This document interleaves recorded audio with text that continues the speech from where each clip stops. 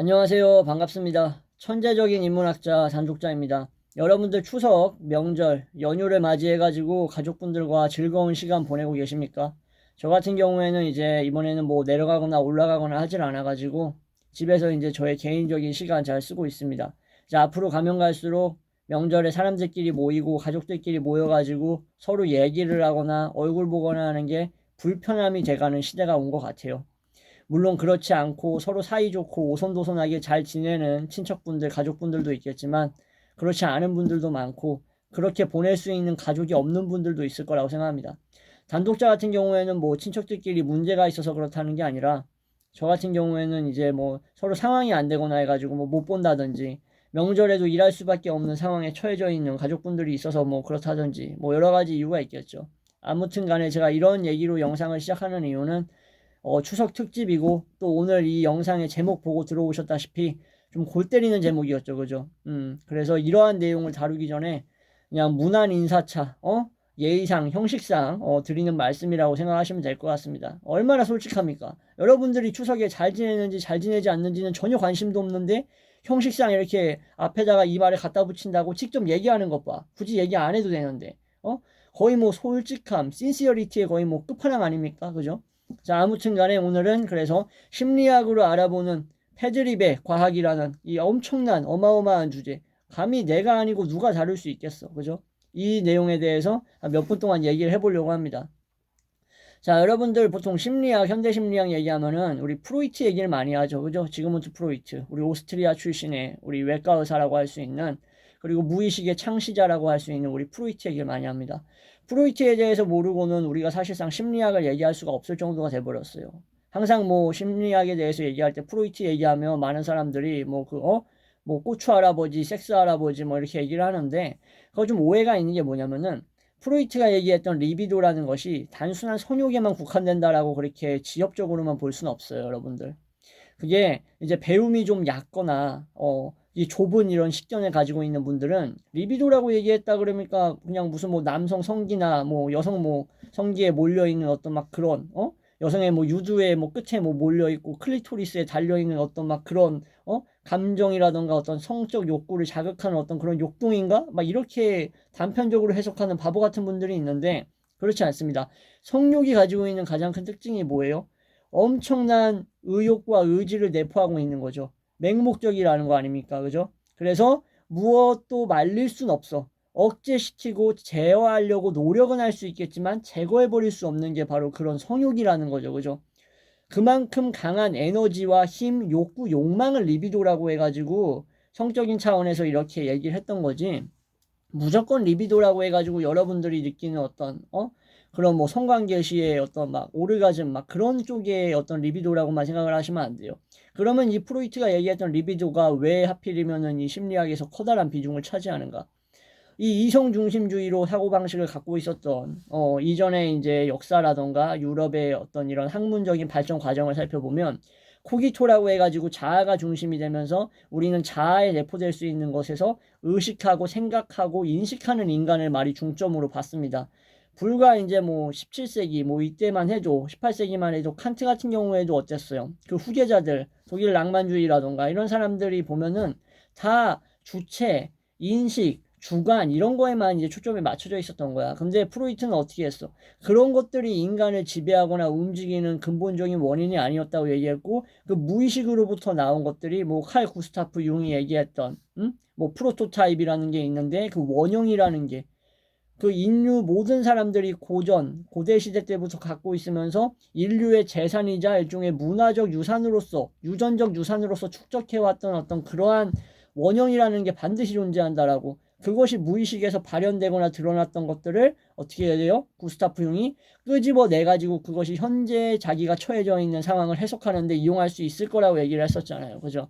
그래서 융이 아주 기가 막히게 얘기했던 것 중에 하나가 그리스도교가 악마, 루시퍼, 사탄을 악으로 치부하면서 무의식의 그림자를 빛으로부터 몰아냈기 때문에 오히려 그리스도교의 어떤 예수는 완전성에서 벗어났다라고 얘기하죠. 엄청나게 심오한 얘기예요. 왜냐면은 그동안 심리학에서는 과학적인 거라던가 아니면 이성에 근간한 어떤 인간의 생체 메커니즘 쪽에만 신경을 많이 썼다라고 하면은 칼 구스타프 융 같은 경우에는 이 심리학의 영역에, 과학의 영역에 종교와 영혼, 미신 같은 것들을 끄집어 들여서 이런 것들이 결코 헛된 것이 아니다 라는 식으로 자기의 주장을 펼쳤고, 이것이 프로이트의 리비도와 서로 상충되는 결과를 이제 맞이하게 되죠. 그러면서 이제 문제가 생기게 되고, 융이 이제 독자적인 학자로서의 어떤 자리 잡을 수 있는 프로이트의 제자이자 일종의 뭐 하수인 이렇게 표현하면은 너무 죄책감 드는데, 융한테 아무튼 그런 입지에서 벗어나게 해줄 수 있었던 것도 융의 이러한 무한한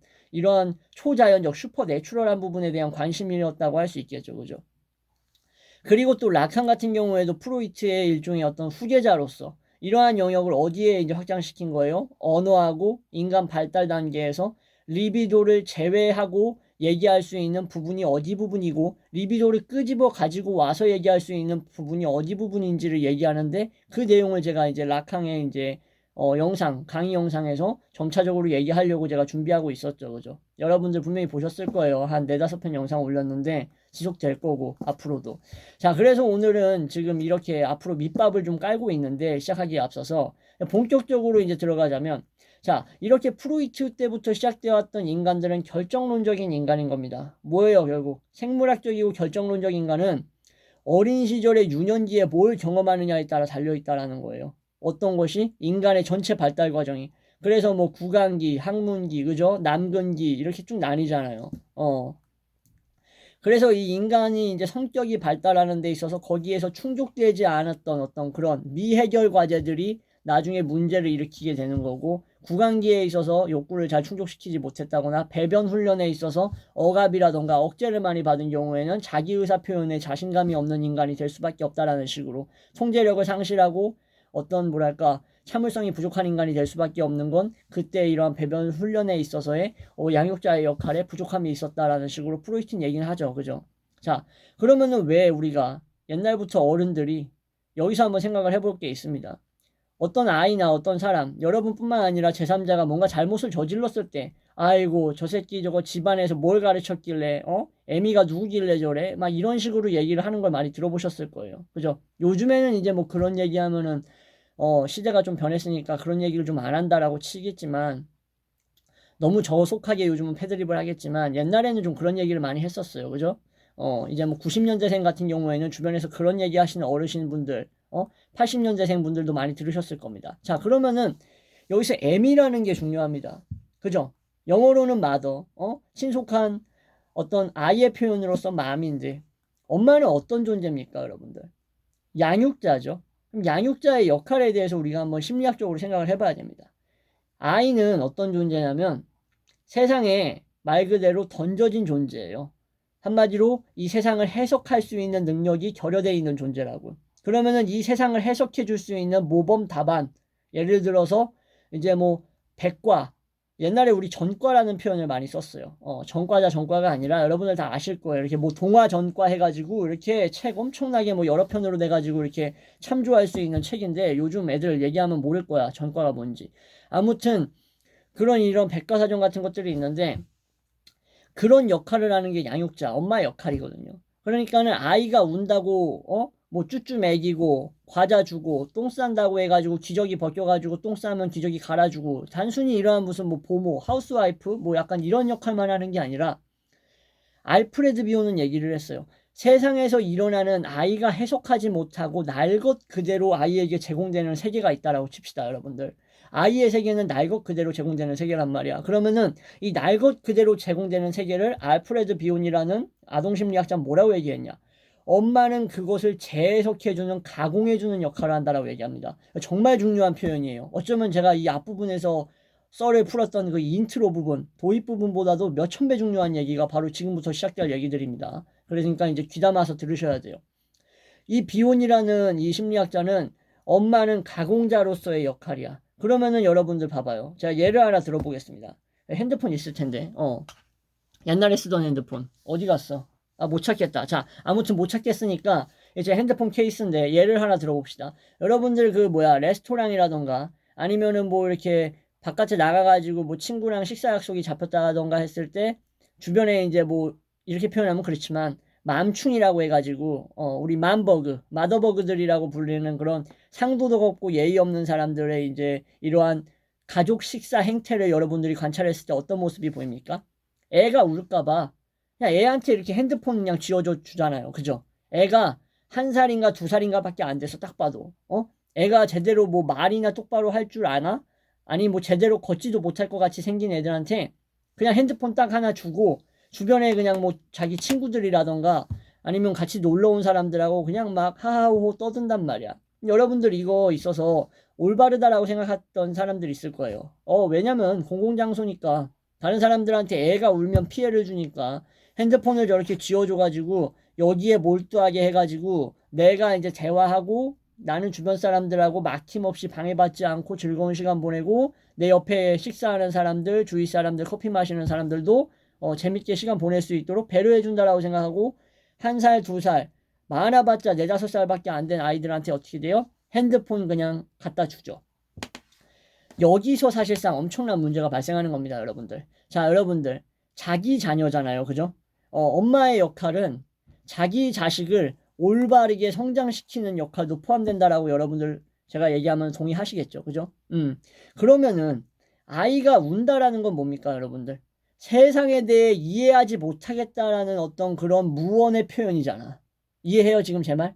아이가 뭔가를 보고 울고 재촉하고 찡찡댄다라는 것은 뭐예요? 아직 한글을 떼지 못한 아이가 내가 보여지는 이 세계를 해석해 주세요, 엄마라고 얘기해 주는 거잖아. 신호를 보내고 있는 거잖아. 좀 거칠게 표현할게요.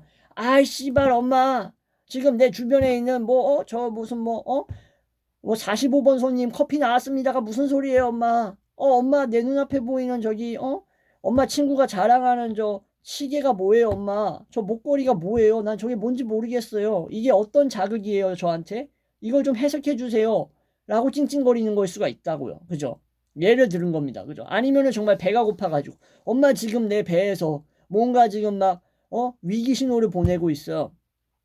그래서 이거를 충족해달라고 나의 이 맹목적 의지는 쇼펜하우어의 말에 따르면은 쇼펜하우어도 우리 심리학자들한테 엄청난 영향을 미쳤던 우리 독일 철학자니까 제가 엄청 좋아하니까 얘기하는 건데 쇼펜하우어에 따르면 엄마 나의 맹목적 의지가 객관화되어 가지고 현상으로서 내가 바라보고 있는 이 수많은 인식들을 계속 나한테 이제 때려박혀지니까 내 시신경과 내 시각 자극으로 나한테 자꾸 때려박혀지고 감각 자극으로서 다가오는데 이게 해석이 안 돼요 엄마. 그러는데 이런 애한테 유튜브 딱 켜놓고 이거 봐라 그리고 이거 딱 핸드폰을 딱 준다고 칩시다. 어떨 것 같아요 여러분들? 제가 이렇게 얘기하니까 이거 심각성이 느껴집니까? 느껴지시죠?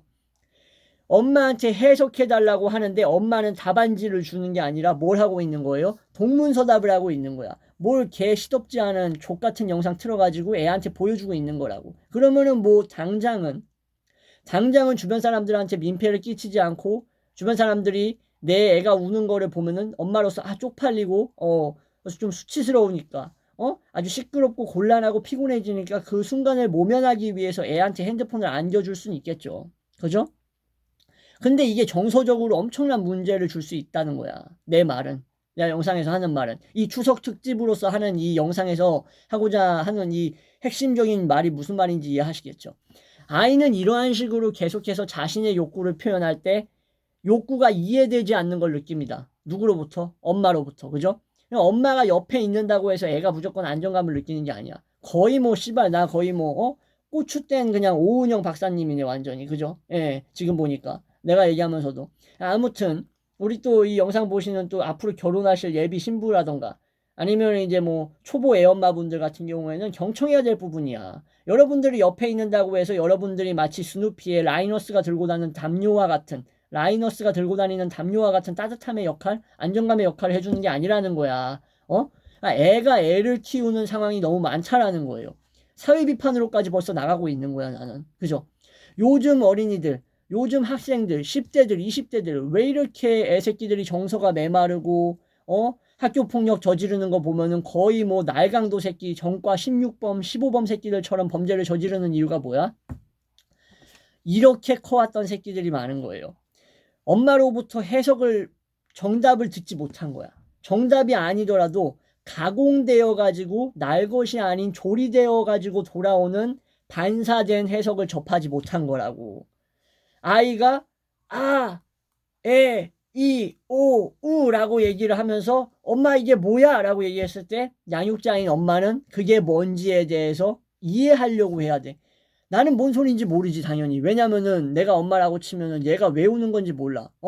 허벅지에 땀이 차서 우는 건지, 배가 고파서 우는 건지, 아니면은 뭐 눈이 간지러워서 우는 건지 나도 몰라. 근데 왜 그런지에 대해서 해석하려고 노력을 하면서 애가 던지는 메시지를 내가 어떻게 포장해 주냐에 따라서 얘가 앞으로 세계를 이해하고 정서를 관리하고 참을성을 다루고 타인을 대하고 사회에서 어떤 역할을 할지가 기본적인 그 베이스 토양이 아주 그냥 비료가 풍부한 토양이 되느냐, 인간적 토양으로서 심신이 그렇게 갖춰지느냐, 아니면은 나가서 이제 중학교 1학년 2학년밖에 안 됐는데 경찰한테 쌍욕하고 동급생 좁패고 선생님한테 뻑추 날리고 이런 애가 되느냐가 결정되는 거라고. 이게 핵심인 거라고요, 여러분들. 그러니까는 왜 제가 초창기로 돌아가서 이 영상 돌아가서 초반부에 얘기했던 부분으로 다시 돌아가서 왜 애미 문제라고 말씀을 드리는 건지 이제 이해하시겠죠. 왜 가족관계, 왜 가정 환경이 그렇게 중요한지, 특히 왜 양육자 중에서도 애비보다 애미가 더 중요한지가 바로 여기서 나오는 겁니다, 여러분들. 예, 그러니까는 괜히 이제 친구들끼리 뭐 여러분들 나이가 어린 분들 같은 경우에는 뭐 패드립 하잖아. 뭐 이 새끼 뭐 니 애미 막 이러면서 막 욕하잖아. 철부지 같은 새끼들. 상당히 무서운 얘기거든 사실상. 왜냐면은 내가 이렇게 족 같은 새끼가 됐다라는 것을 만천하에 드러내는 게 뭐예요? 자기의 행동을 통해서 우리 엄마가 양육자로서의 역할을 똑바로 하지 못했다. 내가 내뱉었던 자극과 내가 이해하지 못했던 세계를 알프레드 비온 학자님의 말에 따르면은 반사해주는 그 반작용으로서의 작용을 엄마가 올바르게 티칭을 해줬어야 되는데 이게 코칭과 티칭이 똑바로 되지 않았다라는 것을 뭐 하고 있는 거야? 몸소 만천하에 버스 정류장에서 PC방에서 길바닥에서 공원에서 학교에서 드러내고 있는 거야. 그러니까는 세상이 썩어 문드러지고 수준 떨어지는 단독자와 같은 이렇게 고차원적인 인간이 아니라 저차원적이고 수준 낮은 새끼들이 자꾸 세상이 변하고 사회가 갈수록 양산되는 이유가 뭐예요? 어릴 때부터 부모가 사실상 옆에 있지만 뭐다? 방관자 같은 역할을 하고 있는 거다. 스누피 영화 만화에서 나오는 뭐다? 라이너스가 갖고 다니는 담요처럼 애착되어 있는 관계가 아니라 뭐다? 무시되고 방관되고 그냥 머물러 있는 가로등 같은 역할을 하고 있는 거다. 현대 양육자들이. 애가 애를 키우고 있는 거다. 그러니까 어떤 현상들이 발생해요, 여러분들. 애를 낳았는데 전 남친, 내연남으로부터 애를 뱄는데 어떻게 음식물 쓰레기통에 버리는 거 아니야. 베이비박스에 버리는 거 아니야. 베이비박스에 버리라고 애를 만들어 놨으니까는 애를 만들어서 베이비박스에 버려야지. 왜? 베이비박스는 애 버리라고 만든 거니까. 음식물 쓰레기통은 음식물을 버리라고 만든 거니까 음식물을 버리듯이 베이비박스 같은 경우에는 애 새끼 버리라고 만든 거니까 베이비박스에는 애 새끼 버리는 거지. 그지? 이런 마인드를 갖고 있는 거 아니겠어요. 그죠? 예, 그런 부모 밑에서 애 새끼가 크니까 어떤 새끼가 되는 거예요? 단독자처럼 훌륭한 인간이 될 수가 없는 거예요. 그런 새끼들이 이제 멀티플라잉 하고 있는 거야. 기하급수적으로 늘어나고 있는 거라고. 그러니까는 사회가 어떻게 돼요? 썩어 문드러질 수밖에 없는 거예요, 여러분들. 여러분들 무지는 죄입니다. 제가 분명하게 얘기할 거예요. 여기서 소크라테스가 얘기했던 거 똑같이 얘기해 줄게요. 무지는 죄예요. 또 이거 듣고 멍청한 분들 또 오해할 거예요. 단독자님, 왜 무지가 죄입니까? 사람이 좀 무식할 수도 있지. 안 그래요? 무식해도 좀 착하면 되는 거 아닙니까? 멍청해도? 안 됩니다, 여러분들. 여러분들 절대 무식하지 마세요. 멍청하지 마세요, 여러분들. 예. 누가 그런 소리 합니까? 제가 맨날 무슨 피곤하다. 똑똑하면은 보이지 않는 것들이 보여서 미칠 것 같다. 힘들다. 2배는 괴롭다 얘기하죠.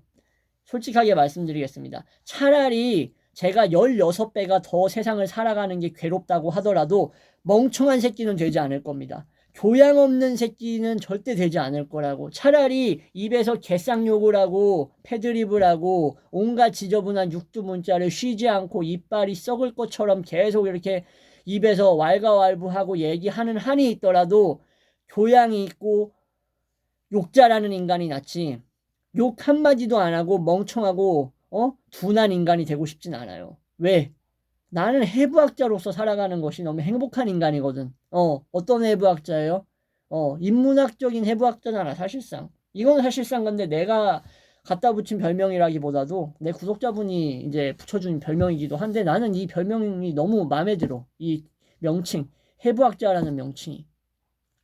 아무튼 제가 뭐 주저리 얘기하다 보니까 좀 딴 데로 샌 것 같은데 다시 원래대로 돌아오면 추석 특집이고 이번 영상 이거 하나로 끝날 건데 여러분들 왜 그러니까는 이제 부모의 역할이 중요하다 얘기하는데 뭐가 중요한지 이제 아시겠죠? 이게 지나가 있는 심리학 이론, 1세기, 2세기 전 얘기, 200년 전 얘기, 300년 전 심리학 이론 끄집어 와가지고 헛된 얘기를 짓거리는 게 아니에요, 여러분들. 뭐, 칼 포퍼가 얘기했듯이 뭐, 검증 불가능성이 발견됐다고 해서 과학으로서의 자격이 상실되는 게 아니라고. 우리는 융과 같은 생각을 가질 필요가 있어. 여러분들에게는 여성인 경우에는 남성성이 들어있죠. 무의식적 남성성. 아니무스가 들어있단 말이야. 그리고 남자인 저 같은 경우에는 안에 뭐가 들어있어요? 무의식적인 여성성이 들어있어. 이게 뭐야? 아니마란 말이야. 이것이 균형을 이루면서 밸런스를 이루면서 건강하게 가면은 상관이 없어요. 근데 이 아니무스와 아니마가 각각 정반대되는 성에서 올바르게 형성되지 않거나 사회를 해석하는 데 있어서 이상하게 약간 병리적으로 해석이 돼버리면 자아 주체가 붕괴돼 버릴 수가 있단 말이야. 이 자아 자체가 붕괴되는데 자아 주체가 자체적으로 붕괴가 되는 데 있어서 엄청난 영향을 미치는 게 뭐라고? 당신들이 밥 처먹으러 가가지고 애 새끼 떠들까봐 애한테 안겨주는 뭐? 핸드폰이라고. 애한테 보여주는 뭐? 인스타 릴스. 뭐? 유튜브 쇼츠라고. 정신 차려야 돼요. 요즘 새댁들 씨발 말 그대로. 요즘 이제 예비 신부들, 애 낳을 사람들, 어린애 키우는 부모들 자, 나중에 진짜, 개쓰레기가 될 잠재력을 가지고 있는, 아주 그냥 식인 생물을 키우고 있는 걸 수도 있어. 식인 식물을 키우고 있는 거라고. 식충식물만 있는 게 아니야. 왜냐? 생각하지 않으면 뭐예요, 여러분들? 식물과 다름없어. 그럼 여러분들의 아이들은 뭐야? 인스타, 릴스 보고, 유튜브 쇼츠 보면서 1살, 2살, 3살 때 엄마가 해석해주는 세상보다도 유튜브 속 세상을 먼저 접한단 말이야. 그럼 여러분들 자식들은 뭐예요? 사고할 수 없잖아. 사고할 수 없으면 뭐야? 식인식물 되겠지. 왜? 다른 사람들 죽이는 거잖아. 다른 사람들 때리고 엄마로부터 받지 못한 것들을 다른 사람한테서 해소하고 보상하려는 보상심리가 나타나고 결핍이 무의식적인 것이 의식적으로 발현되면서 전혀 다른 형태로 너와 다른 사람들의 의지, 그것을 존중하려고 생각하지 않고 다 개박살내는 식으로 돼버리는 거 아니야. 그런 식으로 해서 벌어지는 것들이 뭐예요? 무차별적인, 묻지마 살인 이런 것들이 다 거기서 오는 거라니까. 이거 되게 거시적으로 바라봐야 돼요. 이거 버터플라이 이펙트 같은 거예요. 여러분들. 사회 문제에 있어서. 갈등론자들이 얘기하는 그러한 갈등적인 문제들 다 거기서 오는 걸 수도 있단 말이야. 내가 이거 비약적으로 추측한다라고 생각하시는 분들도 있겠지만 절대 그렇지 않습니다. 양육자로서 엄마로서 부모의 역할 그것을 어떻게 해소하는가 어떻게 해결하고 아이에게 세상을 알려주는가 네가 보고 접하고 있는 우리 집 아파트와 우리 집 김치 냉장고 우리 집 세면대 칫솔 케이스, TV, 컴퓨터가 뭔지에 대해서 아이한테 네가 어떻게 알려주고 있는지를 한번 돌아봐야 된다라는 거예요. 요즘 젊은 엄마들, 80년대 후반 엄마들 있잖아. 80년대 초중반 엄마들이나 80년대 후반 엄마들 있지. 앞으로 엄마가 될 90년대 초반 엄마들도 마찬가지예요. 응? 그러니까는 심리학으로 알아보는 제목 내가 뭐라고 붙였어? 갑자기 생각이 안 나네. 패드립의 과학이 바로 그거야. 그러니까는 애미욕 바로 나올 수밖에 없는 거야. 사회에서. 이해하시겠죠, 여러분들? 알프레드 비온이 얘기했던 거 꼭 기억하세요. 그리고 프로이트가 얘기했던 것도 반드시 기억하시고, 이 프로이트, 라캉, 이 세 개의 꼭지점 있죠. 세 삼각형의 꼭지점은 여러분들이 살아가시면서 있어서 그냥 관심을 가지고 좀 접하고 보시는 것도 되게 좋을 거라고 저는 생각을 합니다. 제가 그랬으면 좋겠기 때문에 제 영상에서 앞으로 이런 학자들 많이 다룰 거고 진짜 다시 한번 말씀드리지만 요즘에는 애미의 자격이 없는 새끼들이 너무 많아. 그런 걸 보면 진짜 우리 엄마가 얼마나 대단한 사람이었는지 알 것 같아. 나의 아니마, 내 안의 여성성을 얼마나 올바르게 가꿔줬는지 알 것 같아. 음악을 사랑하고 식물을 사랑하고 예술을 사랑하고 그림을 사랑하는 나로 만들어준 우리 엄마한테 다시 한번 존경과 경애의 마음을 가지면서 영상 마무리하도록 하겠습니다. 추석인데 좀 불편하셨을 수도 있겠지만 재밌게 보셨을 거라고 저는 장담하고요. 진짜 다시 한번 말씀드리지만 젊은 년들, 젊은 애 새끼가 또 다른 애 새끼를 키우고 그 애 새끼가 식인식물이 되게 만들지 마라. 니네 자식 새끼 때문에 내가 나중에 살해당할 수도 있잖아. 네가 그렇게 정서적 파탄자로 키운 새끼가 나를 죽일 수도 있다고. 난 그렇게 죽을 사람이 아니야. 그렇게 하찮게 죽을 사람이 아니라고. 네, 이상 영상 마무리하겠습니다. 시청해주셔서 감사합니다.